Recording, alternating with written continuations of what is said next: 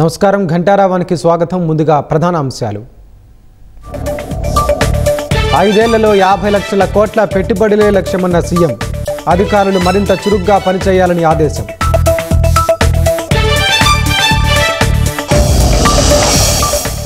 డొల్ల కంపెనీల నుంచి వైసీపీ మధ్య ముఠాకు ముడుపులు. రీరూటింగ్లో అనిల్ చోక్రా కీలక పాత్రధారి అని తేల్చిన సిట్. ఐబొమ్మ బప్పన్ టీవీలు నిలిపివేత. నిర్వాహకుడు ఇమ్మడి రవితోనే మూసివేయించిన పోలీసులు.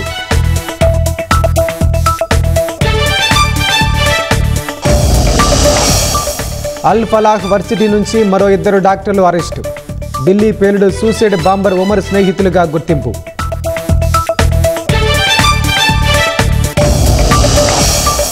యూకేలోని మోన్మౌత్ పట్టణాన్ని ముంచెత్తిన వరదలు.